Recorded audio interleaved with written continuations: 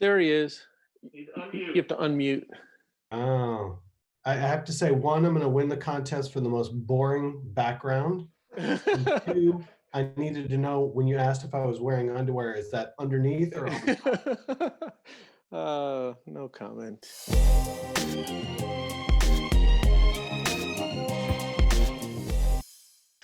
So for the people who just are tuning in, who have been living under a rock for the past 20 years and don't know who you are, can you just say like who you are and what you do?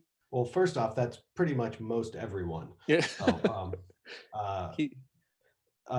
my name is Brian Flynn. I own a toy company called Super 7 that got lucky, and now we get to make toys for a living.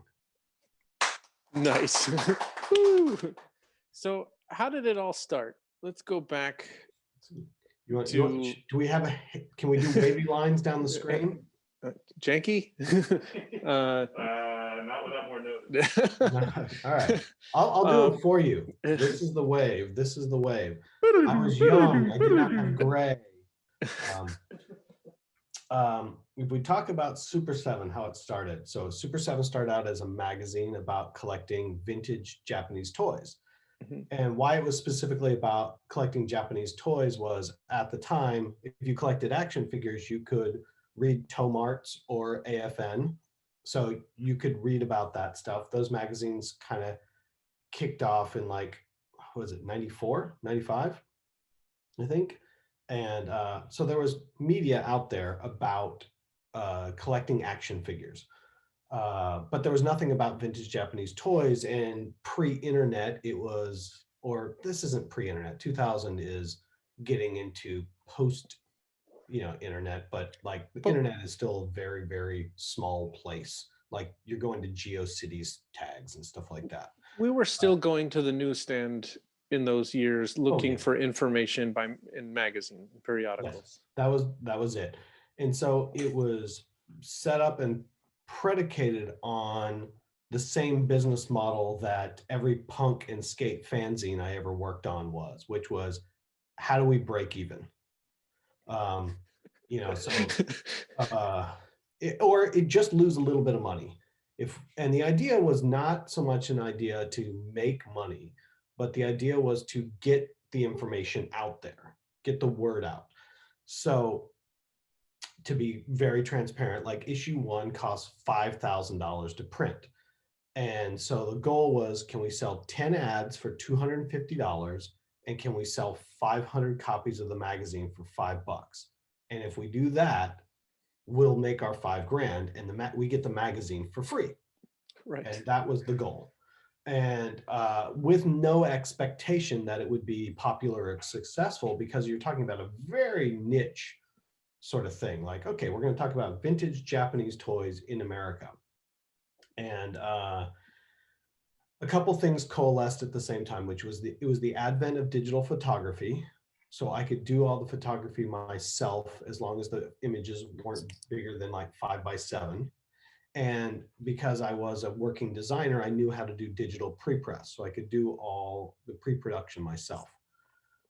So we were able to put out a 64-page magazine that looked more like what you might expect to find on the newsstand. And because of that, what happened is that the magazine actually worked pretty, not worked crazy, but like, we didn't lose money. We didn't break even. We made a little bit of money, enough to make the next magazine. So we were able to start leapfrogging.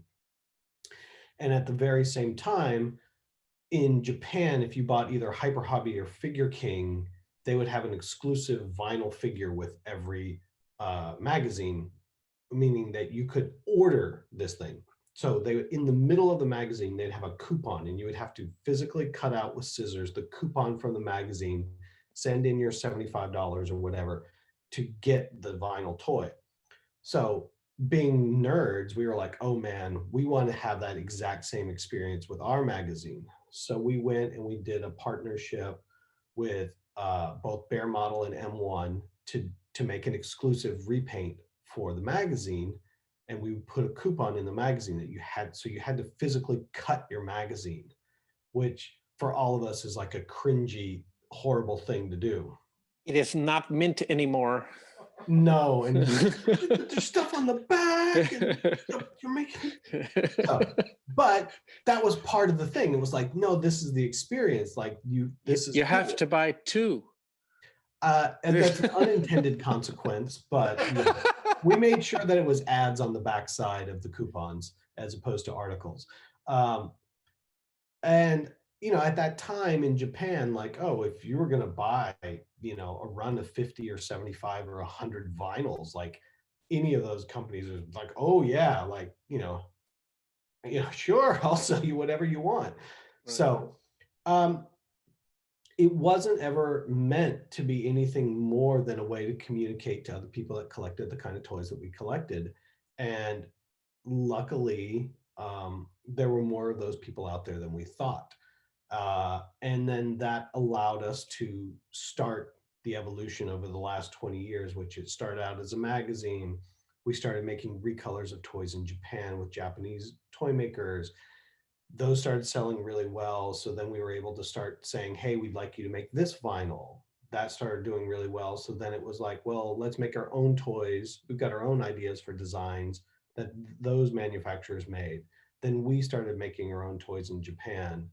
Along the way, we opened the store, and then we sort of hit sort of the apex of that time frame was 2010, which was started in 2009, which was the Super Shogun Stormtrooper, which we kind of came back with, we had this opportunity with Star Wars, where the person that handled licensing for Star Wars used to handle licensing for Japan and knew about the toys that we made in Japan and didn't realize that there was somebody in America that made those sort of boutique high-end designer toys.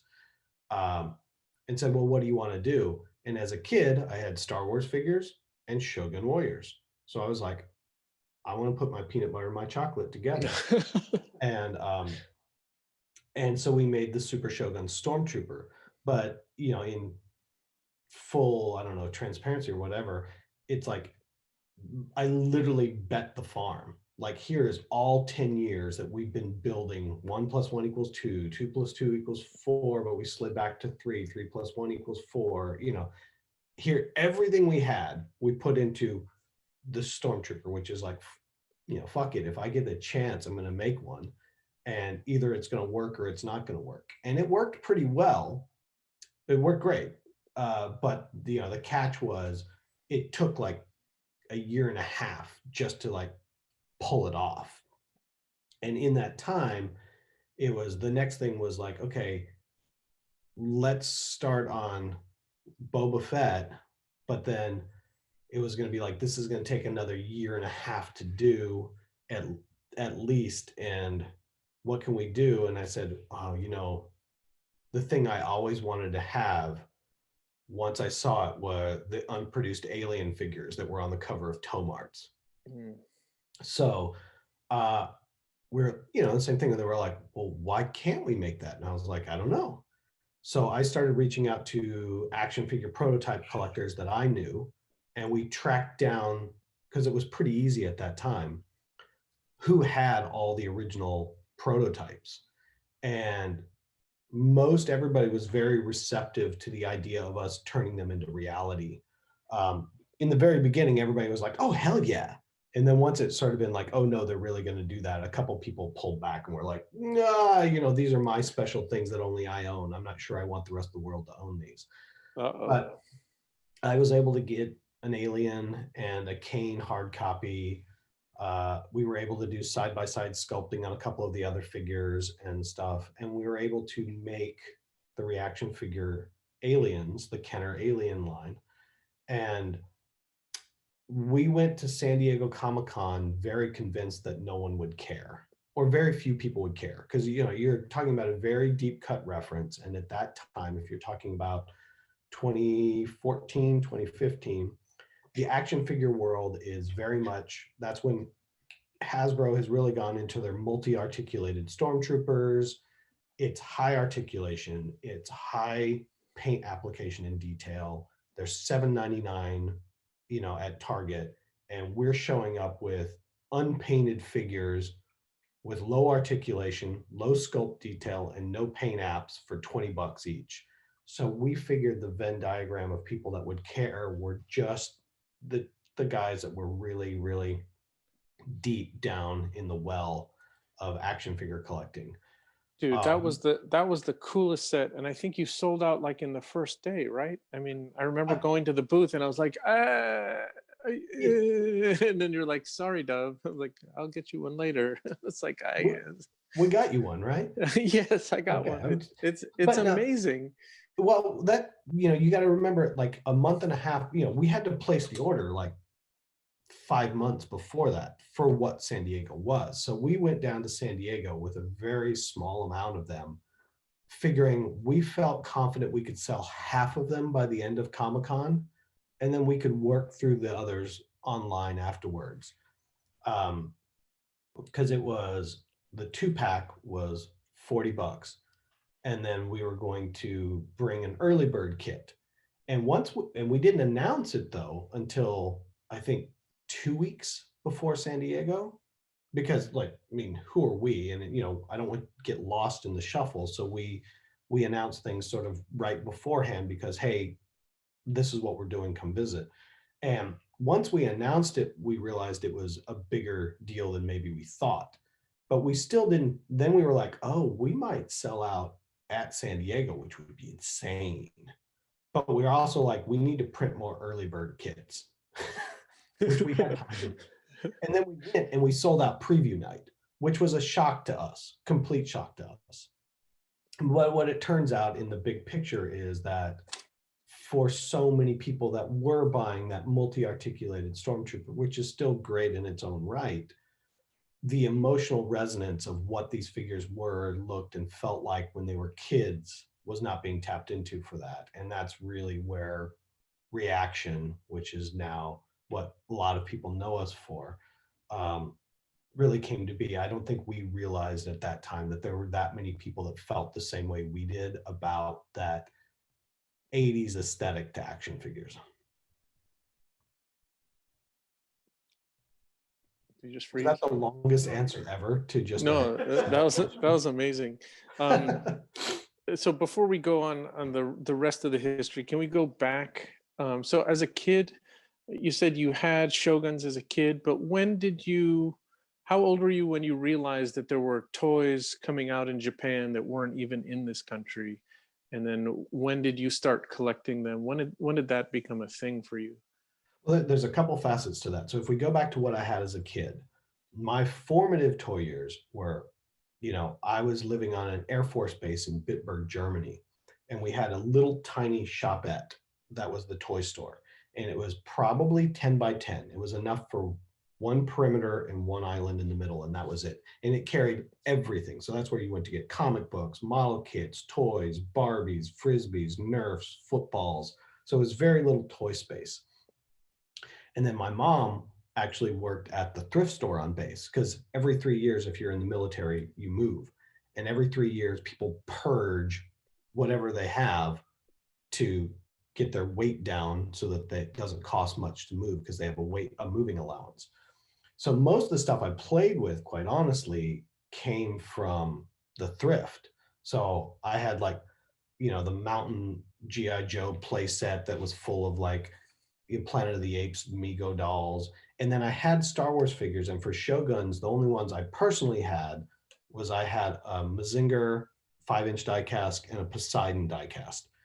But the kid next door had the big jumbos. So I played with them as a kid, but I didn't own them. And as far as being made aware of Japanese toys in general, I was not aware of them until 1991. So the summer of 91 is actually the summer I went back from college, and I was back in Texas at this point. And I was like, I want my Star Wars figures again. I should hit up some flea markets. So I go to a flea market in San Antonio that was behind a closed strip mall. And in the back, they'd have a flea market. And I would look in the flea market, and there was a guy inside that had this little tiny booth that had Star Wars figures. And this was right when the magazines were coming out, and Anakin Skywalker was considered to be the most rare action figure there was for Star Wars. He was worth $20. And from him, I could get a complete figure with weapon for $5 or loose figures without weapons for $3. And as I started looking around the city, there was another comic book store that was importing Japanese toys, and they had 1991 is when Bandai started making vinyls again. So that's when they started making Godzilla series vinyls, and they were bringing over the Godzilla vinyls. And once I knew that that stuff existed, then I started looking for it. And there was a couple guys in Dallas that had some old bull marks and things that would go around. So once you sort of got wind of what else was out there, you just started hunting for it. In 93, I believe, is when the Chogokin book came out, which was the first diecast book that came out from Japan. And that was also a thing. It just literally became a book of checklists. Like, okay, now I know what these things are. Now I know what to go look for. And I just slowly dove into that. But the vinyls were always the thing I was the most interested in, which at the time was the cheap garbage toy. If you were a serious toy collector, you bought tin toys. If you were a younger Japanese collector, you bought the die cast because that was the premium toy, and the vinyls were the $10 garbage. And I would buy as many $10 garbage vinyls as I could find. And now? Oh, and now it's the most expensive stuff. And now I can't afford the things I don't have.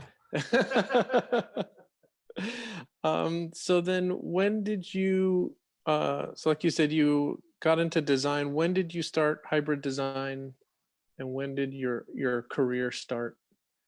So, so for me, and I'll back it up over some. Going to college, I went to, I guess I'm going to art school because I don't know how to do anything else but draw, but I didn't really understand what design was. And my grandmother actually was like, you should take some commercial art classes so you have something to fall back on. And then I got into what was considered commercial art. And it's like, oh, it's drawing logos, making album covers, doing skateboard graphics. That's commercial. I was like, oh, making t-shirts. Like, oh, I know how to do this all day. Right. And, you know, because that's what I had done growing up. It was like, oh, that's a job. And so once I knew what graphic design, what we call graphic design now was, it was like, oh, I've been doing this since I was 13, you know, copying skateboard graphics, copying stickers, drawing on people's, you know, drawing Iron Maiden logos on people's folders at school, right? You know, all that stuff. And so I graduated in 94 with a degree in design. I got a job at Fossil Watches, and I was employee number 7 in the art department. And 15 months later, I left, and I think there was 45 people in the art department. Wow. Yeah, and so I left from Fossil, and I went to Nike in Portland for 5 years. And after 5 years, we moved to San Francisco because, you know, the whole point was I always wanted to get to San Francisco. So in 2000, I moved to San Francisco and opened up Hybrid as my own studio. And I was lucky enough to keep some people from Nike as clients. And that was the start of it. And in my spare time, I did Super 7 because, you know, I was trying to start a studio. So I had spare time, and I liked talking about Japanese monster toys. And what I expressly disliked was in Japan, in America, collectors are very, very collaborative. Mm-hmm. And they'll tell you about everything they found and where they found it. And they're very, very rarely are they truly secretive. When you go to Japan, nobody helps anybody else. It's very, very secretive. And because they don't want you to find something that they're looking for. And so the knowledge base was always weird. So in the first issue, we did an article on Godzilla where we talked about all the different tail types. And that had been told to me by Yuji Nishimura. And when I went back to Japan after we published that issue, I got scolded heavily for making that knowledge available. Because I told you that in confidence. That's not something that's out there for public use. Like, people are very quiet about what they have. They don't like to tell other, you know, it's a very secretive pursuit in Japan for some reason, where in America, everybody wants to talk and chat and share about it. So I very much wanted to share the information because it's so hard to understand what that stuff was. So that's why we started a magazine, which, you know, let's talk about Japanese toys. But I think in Japan, there's like a stigma attached to toy collecting, or there was. Like, from the people I know, I've always described like toy collecting in Japan as like, you know, if you told someone you collected toys and you were an adult, they thought you were like a pedophile or something. Like it's just like, it was this really kind of, I think it was underground for a reason. The culture did not, you know, appreciate, you know, these adults, you know, buying these toys. I never got that. What I got more of was just, you know, there was everything is very, you know, quantified, and there's a process to how you do things in Japan. Like there's a way, and you do it the right way or you do it the wrong way. And it's just like when Yahoo and eBay were battling it out to see who was going to be the big auction service in Japan. For me, it was a boon. Like, oh my God, there's shit all over this place at good prices. And I was buying stuff off Yahoo and eBay auctions all the time. And I'd talk to my Japanese collector friends, and they would be like, well, that's not an honorable way to get it. The honorable way is to go to the flea market at 4 a.m. with a flashlight, or to have your connections with your dealer. Just being able to log on and buy it from some guy in a remote Japan, that's cheating almost. And I'm like, I live in the United States trying to collect Japanese toys. There's no cheating here. If I can buy that toy, I'm buying it. Like, I can't get up at 4 a.m. and go to a temple sale with you. Like, fine. And so there was literally like 2 years where all the heavy collectors in Japan refused to buy online from auctions, which was amazing for the rest of us. Right. So it's like, fine. Whoop. Like $50, $20, $40, no problem. Like stuff I'd never seen before. So was your other business, I mean, you didn't open Super 7 thinking that it was going to make money, right? Like you had another business that was making money, and then Super 7 was kind of the thing you did for fun. Did you ever imagine that it would be what it is today? No, I don't think that was a realistic expectation. It was always a hobby. It was a hobby project. And Dora will laughingly tell you that she tried to shut it down 4 or 5 times. Mm-hmm. Because what happened with it is it slowly grew, and it was a fun hobby. Like we made the magazine, we opened the store, but you know, there were definitely times where if we weren't paying attention to the store, it would lose a little bit of money, and then I'd have to go pay more attention to it and get people working on it correctly so that it was, you know, back in the black. Mm-hmm. And as it continued to grow over the years, it got to a point where it had 3 or 4 full-time employees. I was not one of them. I wasn't a full-time employee until 2017, maybe 2016, 2017, wow. Somewhere in there. And we can talk about that in a second. It grew and had other people, but if it got to a point several times where I would get too busy at hybrid at work and not really be paying attention to it other than superficially for 2 or 3 months. And all of a sudden it's like, well, when it loses money, like, oh, it just lost $10,000. Like that's not chump change anymore. Sure. Like it lost $3,000 a month for the last 3 months. Like, where are you coming up with that money? Like, oh, you guys got to get your shit in order.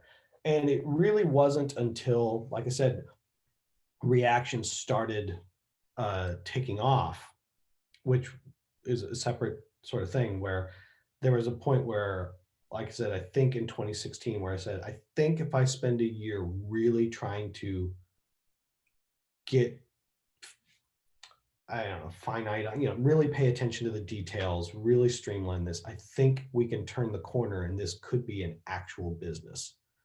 And I say that as something that's not sort of, you know, it's working, but it can't sort of like jump up a level. It's always going to be 3 or 4 guys kind of knocking it out. Like there's no, like, I think we have the opportunity to move it to a level that can actually start to transition into a real, I hate to say a real company because that dismisses somebody that's only 3 or 4 people, and it's not the case, but just sort of like take it to the next level. So I took a year off of hybrid with the whole thing of like, I'm going to spend a year on this. And if we can turn the corner to this point, we think there's something more. And to be fair to all the work that we'd put in for the 15 years prior and the great people that were already working for me, the moment we had that sort of extra level of focus, we were able to turn the corner. And that's when it sort of has become what it is, started to climb to what it is now. And so for the people who don't know, I mean, when you left Hybrid for a year, your wife is still running the show. Yeah, my wife, Nora, so still runs it. So it's not like you left and like, no, this is going to be abandoned over here. But no, it was, I hate to, it sounds so like businessy calculated, but it was one of those things where it's like, it didn't have, Super 7 didn't make enough money to pay me. It didn't make enough money to do that. Like, it had enough money to pay a couple of the guys that were doing it, but it wasn't a big enough thing. And I was like, but Hybrid was doing well. It was ramping up. And I was like, I think if I can do this, like, I can take a year off from Hybrid. I was still going to get paid by Hybrid, but I just wasn't going to be working on Hybrid. I was going to spend a year just working on Super 7. And, but that was also the benefit of being able to nurture that business along for 15 years till it had the opportunity. People will be like, oh man, you guys came out of nowhere. And it was like, yeah, well, it was 15 years to be an overnight success. And so on your current day-to-day, like how much of your time is spent with Hybrid and how much is spent with Super 7? Oh, I haven't spent, other than sort of making sure the business is running, which is some of the financial stuff. Like, I haven't worked at Hybrid since that time. Like, holy shit. Wow. Yeah, I just do Super 7. But then creatively, I mean, when you were at Hybrid, were you at the point where you're managing things, or are you actually working on campaigns and working on graphics for clients? A bit of both. I mean, over time, the evolution happened where, earlier on, part of the reason for having the studio is I didn't want to direct. I didn't want other people, I wanted selfishly to be able to be the person designing that product. And I think over time, I got more accustomed and used to the fact that it doesn't always have to be my hands that execute it, and that it doesn't only have to be my idea, that it is okay to come up with a really great idea or come up with parts of a good idea, then sit down with other people you trust, work through it collaboratively. A lot of times other people bring other good ideas to it to make it better. And even though somebody else's hands may do the final execution, it's still partly mine. And that's okay. And getting away from that, like, I need to do it all, to, as long as I'm involved in it, it's still fun to do. That allows you to do more things, because if I have to have my hands in it, I can only get to so many things, but I've got way more ideas than I have hands. Sure, so, but creatively, then you're becoming like more business person than artist. Yeah, is that frustrating? No, I'm still pretty involved in a lot of ways, but it's like I said, it's like when it becomes more of, it sounds weird to say, but I think we have a bit more of a symbiotic relationship, like between me and Josh and Aaron and Kyle and Nomi and everybody. It's like we sit down and we talk about all the things we want to do and oh, that'd be cool. Like, yeah, I'm not technically making the drawing anymore, but I was involved in the ideas of it all. And I review the drawings and say, okay, hey, I think this is right. I think this is wrong. Let's revise this. But I don't feel the need that my hand has to literally be the one putting pen to paper. I get that. I'm just talking about you creatively. Do you derive enough creative fulfillment just from overseeing stuff rather than actually being the person doing it? Yeah, I mean, let's talk about an idea like The Worst, right? Which the people that follow this will be familiar with, where other people have no idea what I'm talking about. We came up with the idea of The Worst as like, the idea was like, the bad guys are always the coolest in any character, so let's just make a line of bad guys. Like, just screw the good guys altogether. Let's just, go straight for dessert, skip the meal altogether. And we came up with the idea, we came up with the name. We sat and sketched out characters. Some of my sketched out, some of them Josh sketched out. But from that point forward, once that was done, like, Josh oversaw the sculpting. I would review it and make changes, but I would just pop in here and there. It's like we came up with it, we executed it, you know, got it going.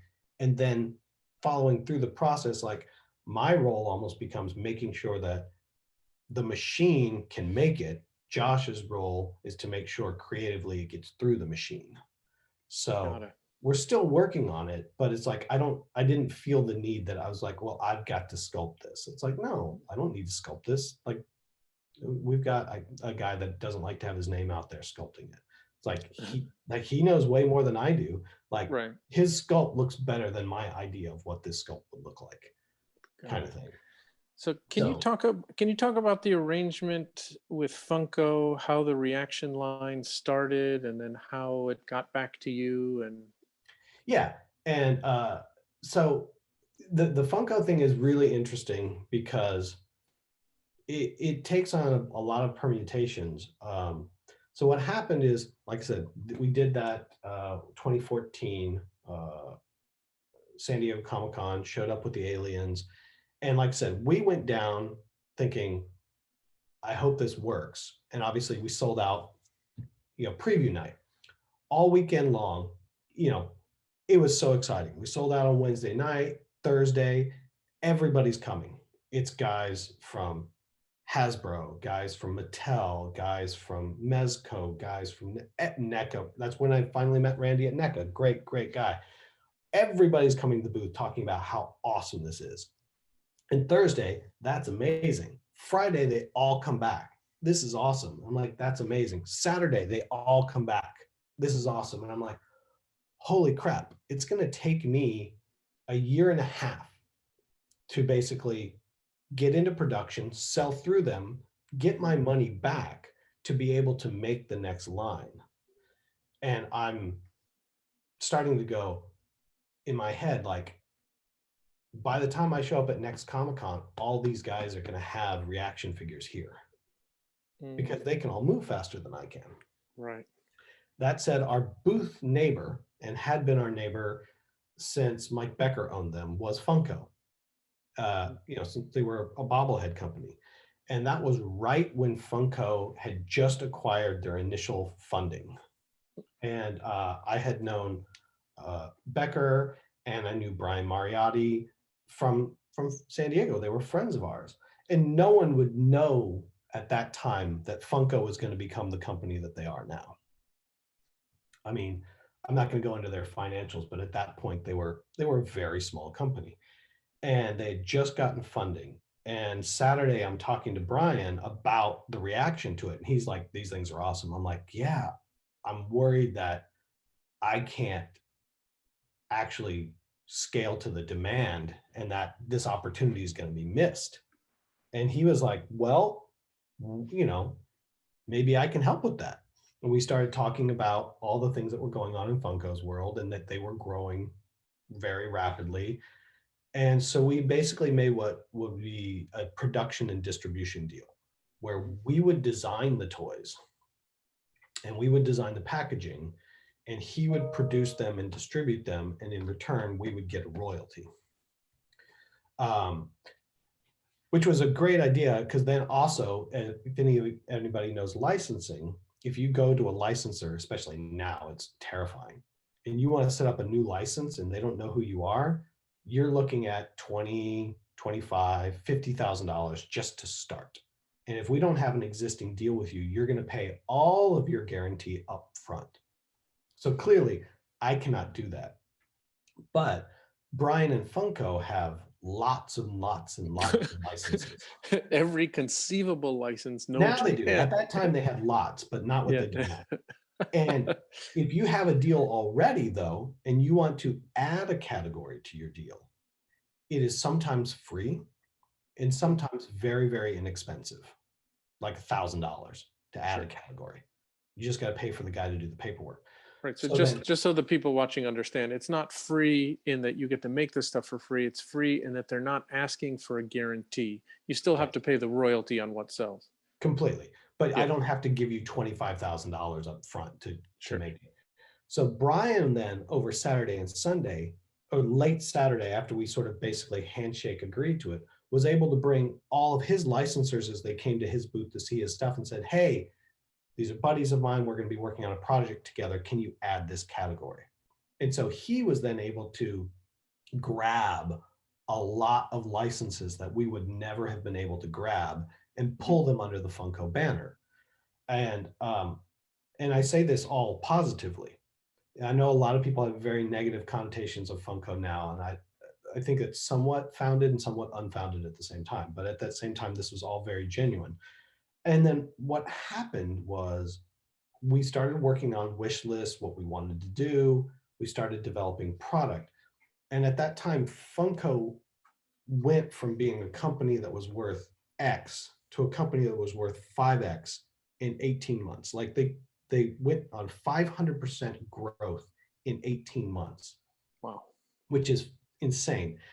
And I can tell you, as somebody that was in the room, that original plan was a 5-year plan. They had a 5-year plan to grow 5 times the size they were. And they did a 5-year plan in 18 months. And what happened in that time frame is it went from, I just pick up the phone, I can even call the switchboard and just be like, hey, is Brian there? Who is it? It's Brian from Super 7, hold on. Or I can call Ben, or I can call Reese. Like, it was just very much like calling up you or anybody else. It was no big deal.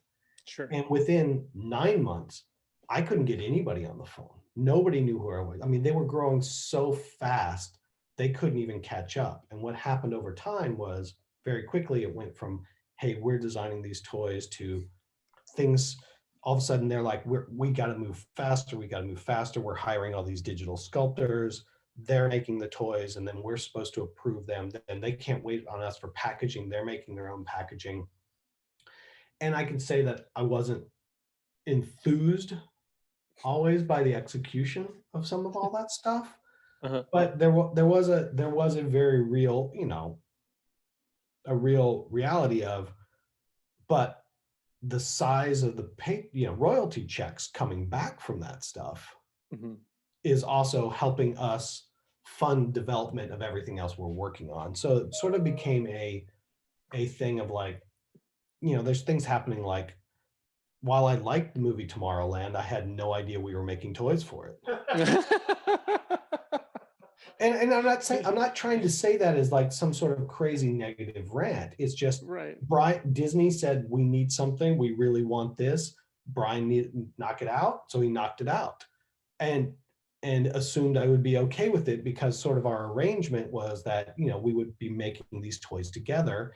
And I didn't want to make Nazis or anything, and it wasn't a Nazi. So, it was, and to be fair, like, it wasn't malicious on their intent, but they were just growing so big that nobody he hired even knew who I was. So it just sort of, we literally got weeded out of our own product approval process. Right. And while that was frustrating for a while, it also then, we just changed our focus and said, okay, well, we're going to start working on some other stuff that we want to work on. And that's when we started working on Muscle. We made a deal with Muscle, with Mattel, to make Muscle over Masters of the Universe. And then that evolved into what became the first Skeletor's Lair. And weirdly enough, that's where we went back to Funko and said, hey, we're doing this big program with Mattel around Masters of the Universe. We're really trying to bring Masters back.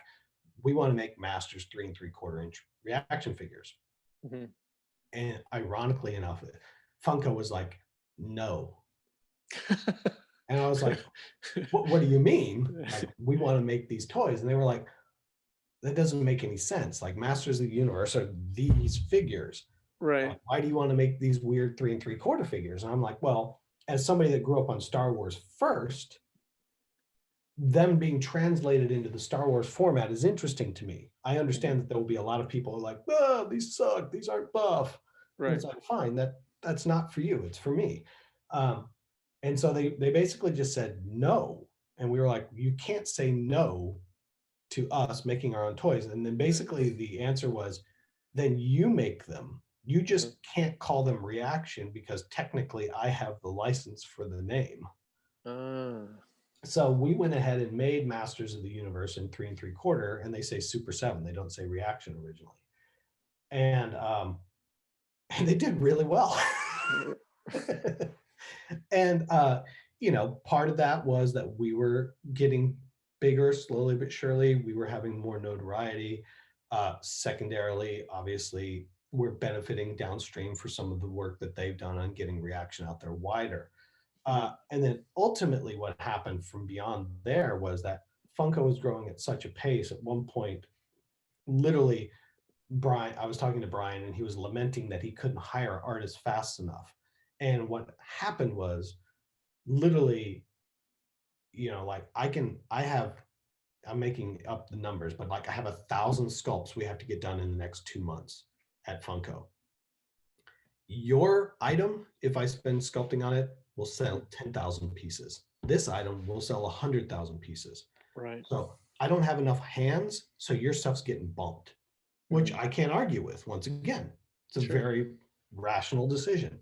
And so literally there got to be a 6-month rollout where they didn't release a single reaction figure in 6 months, but they still owed me royalties and guarantees against it. So at the end of that 6 months, we sort of got together and I was like, look, we want to keep making a lot of the stuff. We want to do it. I want to take it back. You're not making it. And on his side, he was like, look, I love this stuff, but yeah, you're right. Like I need to focus on everything else that we're doing. So we split back up and we took the name and everything back. And then we brought everything back to starting to make the toys the way that we felt that they should be making and bringing reaction back into what we were doing. All of that said, I think that's like a 2.5 year cycle, maybe. I think about 2 years. 2.5 if you're talking from Comic-Con, but from when product came out, maybe a grand total of 2 years that was with Funko. But, you know, it was an interesting thing where we had control of it, but then at the same time, you could argue that we also had to then go back and do a lot of damage control on quality on the sculpts, quality on the plastic, things not falling apart, bubbles falling off of cards, choice of licenses. But it's 6 of 1. There's a lot of people where you and I and people watching this might get really nitty gritty about like that sculpt is wrong, where for so many other people, they were just like, oh, this was so cool. This was so much fun. They're not worried about, well, you know, the boots on the 83 Star Wars figures have a higher heel than the boots on the Empire stuff, you know. So it was great for us in a lot of ways. There were things that obviously we would have done differently, but I can't fault Funko for any of the business decisions that they made along the way, because no one, including Mariotti or myself, ever expected that they were going to be the behemoth that they are now. I don't think that that was a reasonable expectation for anyone to expect that their business could be do what that has become. And just on a side, like, I mean, are Pops here to stay, or is it a fad that's going to go away? I think they're here to stay, and they're not a Beanie Baby, and this is why. Beanie Babies were not licensed, and there is always a place for a mom, for an aunt, for a friend to walk into a store and see a cute rendition of a character at $9.99 and go, Johnny would love that. I'll pick that up for him. So whether or not it's Pops are worth $10,000 on the secondary market, I have no idea. But in terms of like what they're able to do with it, I think that there's a pervasiveness already. If you really think about it, Pops have been out for what, 12 years now? That's crazy. Yeah, they're you know, a few more years from now, and literally generationally, people will be coming back to them. You have like some of the first generation Pop collectors, if they bought those things when they were 8, 9, 10, 12, 13, 14, they're all now, you know, 20 to 25. When those people get to be 30, they're going to be like, man, when I was a kid, I had these 8 Pops that I loved. Right. So I think that it will be here. I don't think it will be at the same frenzy level that it has been at times, but depending on it, if there's like a, you know, a period in there where they stop, like, was there a, it's like Magic cards or Pokemon cards. Those are nuts. I mean, the set sold for like $1 million. Like, it was crazy. Like, but how many years can you and I sit here and say like those things were literally worthless? Yeah. How Was there? many years? How many years did you sit on bags of hundreds of Bosks and Lobots that you couldn't get rid of? That now they're a solid $25 no matter what. Vintage wise, I never experienced that. The glut was always with the 90s figures. Yeah. That's the stuff that just keeps coming in the door to this day. I'm able to move it all eventually, but that's kind of like. But let's go back to you and talking about the because I think that's interesting. Was there a lull in toy collecting in your childhood? Was there a time where like collecting toys was not cool, you drifted away, and then you got back in after later on, or were you always a toy collector? I was always a collector, Uh-huh. not always a toy collector. And I think as a kid, I wasn't necessarily a toy collector. I just had toys that I played with. Mhm. You know, the very first thing I ever collected, I had some comic books, but in the very first thing was the Christmas 1978. My uncle sent me a box of baseball cards, like a sealed box. Mhm. And that was the first time when my dad was like, no, this is how you collect them. Like you put them in order by Oh, wow. numbers. They're on the back. There's checklists. Uh-huh. I was like, okay, you can quantify it. Right. But it still wasn't serious. But, you know, growing up for toys, I had a lot of stuff, but every time we would move, you would purge everything. So Right. even every time I moved, like my comics or whatever would go. So the only thing that I had that sort of stuck with me in that regard was probably baseball cards. And so the first thing was sort of baseball cards, basketball cards, football cards. I mean, at that time it was funny, like football cards were worth less once you opened them up than they were sealed. Yeah. And then for comic books, basketball too. I mean, yeah, basketball, hockey, like you could have a Wayne anything else Gretzky was rookie worthless. or Jordan rookie. I bought Jordan rookies for $3. Like nobody cared. Nobody cared. I wish I sold all of it my senior year of high school to buy a car. Not the best decision. But I hadn't collected it in a couple of years. But my first job, literally at 14, was in a card shop sorting cards for like $5 an hour and store credit. But, you know, I wasn't hustling cards. I collected comic books, but I collected comic books I liked to read. Like, even at that time, I didn't know who Jack Kirby was, but I knew him as Chrome Guy. Because if you look at the way he always draws shadows on everything, every color looks like it's made out of chrome with those big wavy lines. Sure. So it's Chrome Guy. So I would pick up used things out of a used bin and be like, oh, it's Chrome Guy. I'll take a look at this one. And he always had those square fingers that he would point out to the thing, and they'd be rectangles almost. And I'm like, who draws fingers like that? It's so crazy, you know. But, you know, it wasn't a thing where it was like, oh yeah, I'm buying like golden age. There was no exposure to it, nothing else. It was like, I'm buying 25-cent, 50-cent used comic books because I like them. And that was my collection. You know, baseball cards, I became a little bit more aware that there was money in it, but it's still not so much. And with toys, I just didn't run around and bump into them again until literally, like I said, it was the summer of '91. And I was like, I want my Star Wars figures again.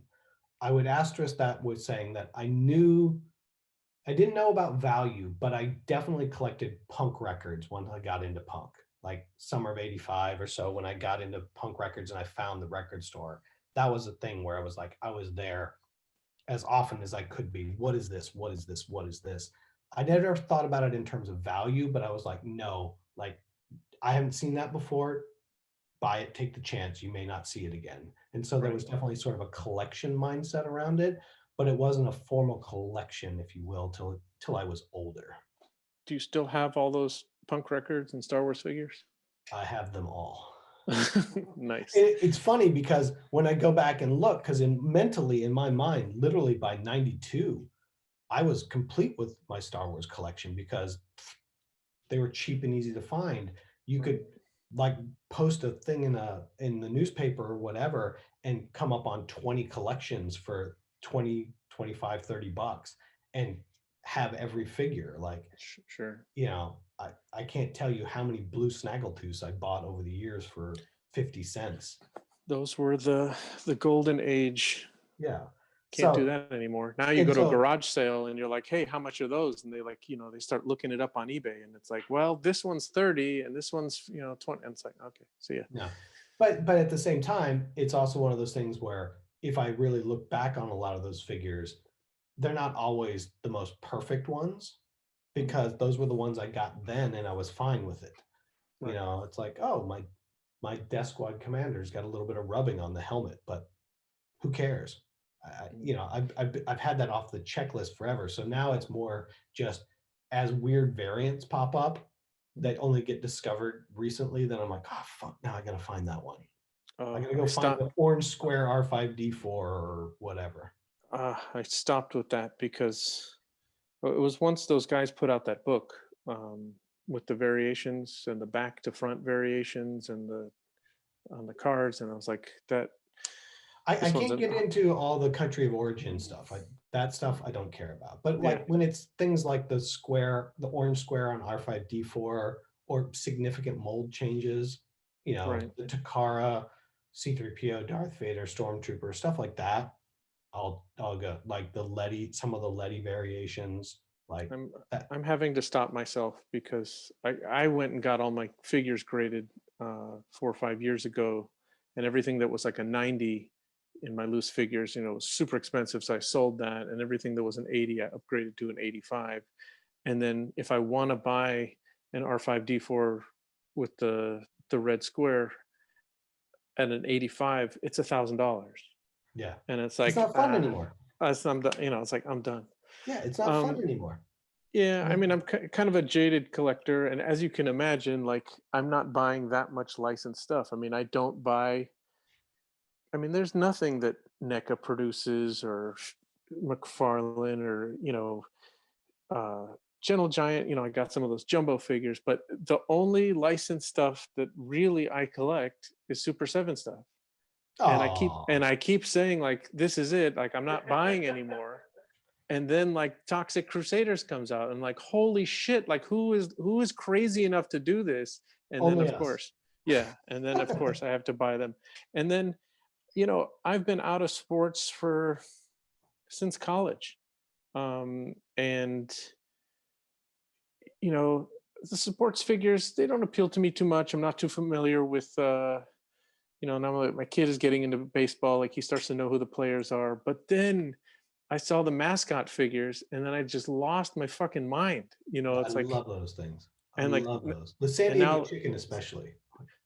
It was the San Diego chicken that made me want to go get like the Mr. Met and the crab dude because I knew the San Diego chicken was coming. And then I don't know what I'm becoming. But okay, so then this this progression happens and then comes this. Yep. Can we talk about this? Yeah. Because this in our world is like everybody's head exploded. Just total atom bomb, like nuclear explosion. And can you talk about how that started? Like why would you even do that? Well, why wouldn't we do that? Tell me. Well, this is your interview. Jesus. I think the thing with that is the same thing. Like for anybody that's watching this, how long have you and I known each other, Dov? 15 years? Probably. I would say probably 2005-ish or whatever, before you were even making or helping people make resin figures. Sure. Back when it was more designer vinyl-y kind of stuff. Mm-hmm. We all come from the same world. We've all known each other as just other people that are excited about cool stuff that has an interesting take on the toys we loved as a kid. And here's the format. And there's just something cool and interesting about all of this. And in as much, we're also, a lot of us are very interested in the same things. So as we continued to grow Super 7, obviously for the first, 15 years of it, it was our own creations. It's Mummy Boy and Visaghost and Rose Vampire and Wing Kong and all this other stuff. Like we don't have a lot of licensed stuff to lean on. Obviously, we were able to turn the corner.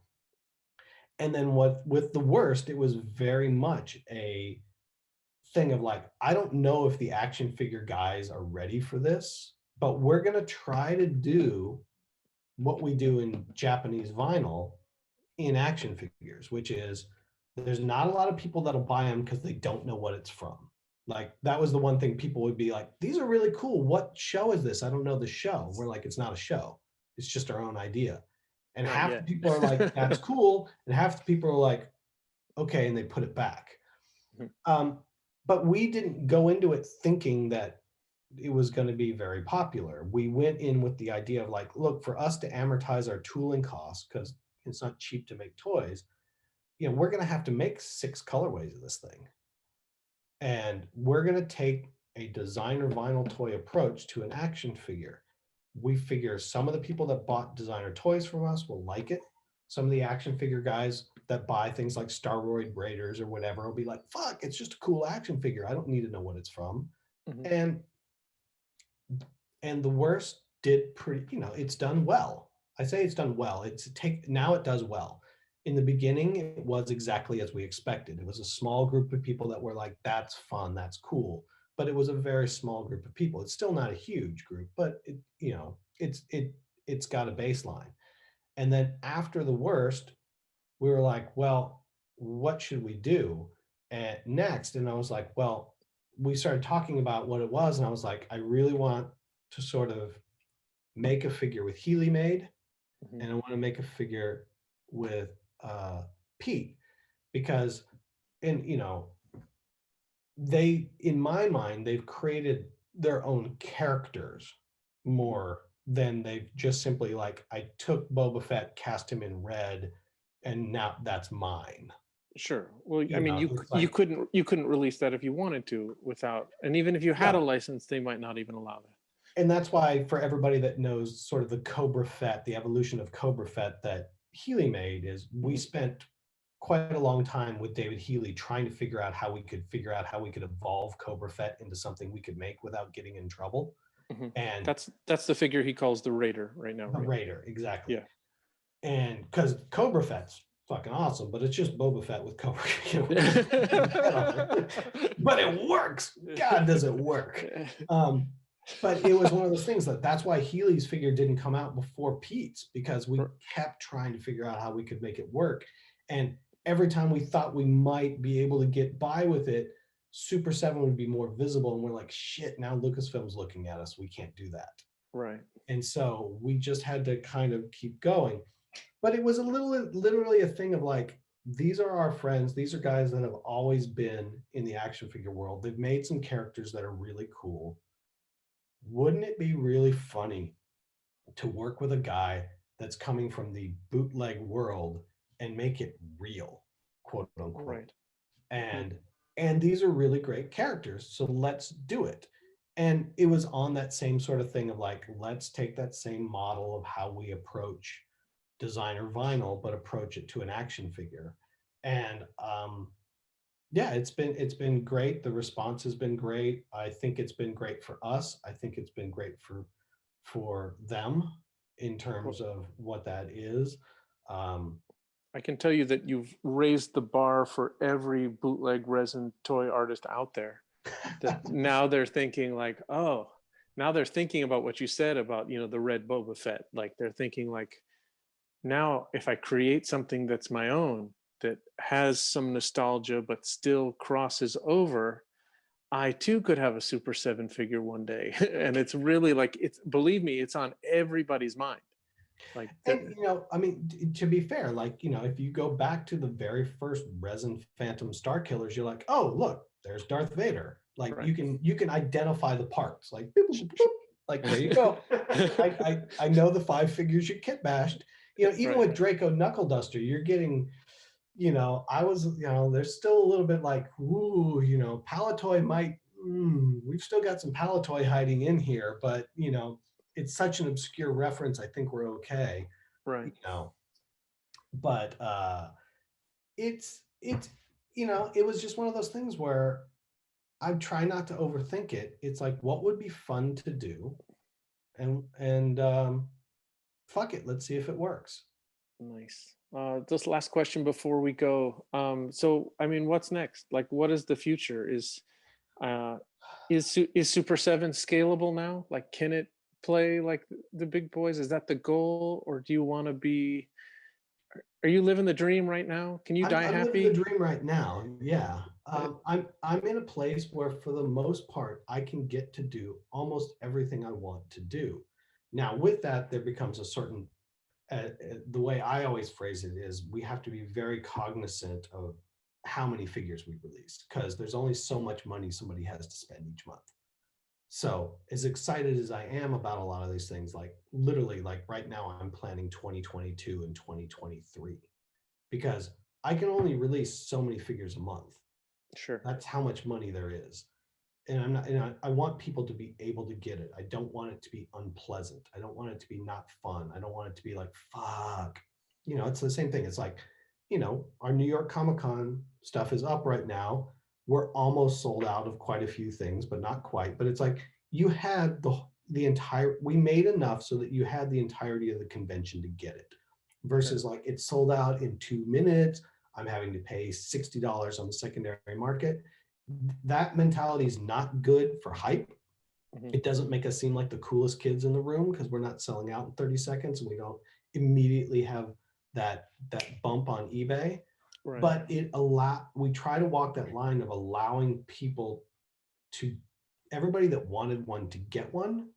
And then once it's gone, then everybody else will determine if it becomes rare in time. Sure. You know, like if you wanted that first Phantom Star Killer, they were around. You could get the whole Comic-Con. It didn't sell out at San Diego. I think at the end it got close, but not quite. You know, now they're worth a lot of money because the market has come back around and determined that they view it as being rare, rather than, oh, we only made 100 of these, but it's still a pile of shit.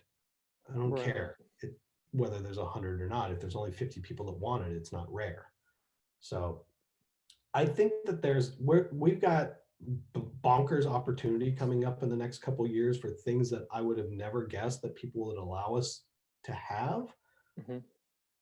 But if we don't get any bigger than we are now, fuck, I already won. I'm getting to do all the things. I keep saying this.